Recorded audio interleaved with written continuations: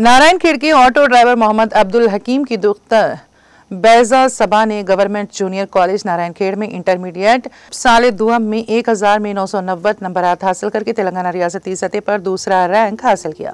बैजा सबा ने मीडिया से बात करते हुए हुकूमत की जानिब से उनकी मदद करने पर डॉक्टर बनकर गरीब आवाम की मदद करने का इरादा जाहिर किया। ना पेरू बैजा सबा, మా ఫాదర్ నేమ్ మొహమ్మద్ అబ్దుల్ హకీమ్। మేము హాష్మి గల్లీ నారాయణఖేడ్లో ఉంటాము।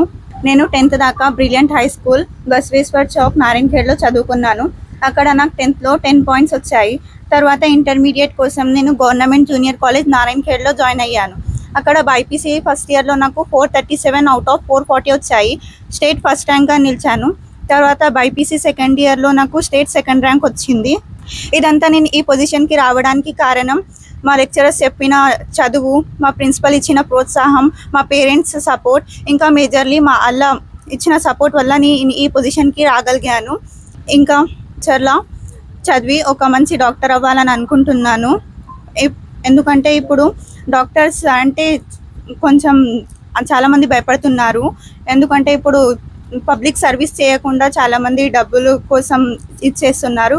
కాబట్టి నేను డబ్బుల గురించి ఆలోచించకుండా పబ్లిక్కి మంచిగా సేవ చేయాలని అనుకుంటున్నాను। పాసిబుల్ అయితే ఒకవేళ అల్లా సపోర్ట్ ఇంకా గవర్నమెంట్ కూడా ఏమైనా స్కీమ్స్ ఉంటే లేదా ఏదైనా సపోర్ట్ చేస్తే నేను ఒక మంచి డాక్టర్ అవుతాను, పబ్లిక్కి సర్వీస్ చేయాలని అనుకుంటున్నాను। మా డాడీ ఆటో నడిపించి చాలా కష్టం చేసి నాకు ఈ పొజిషన్కి తెచ్చారు।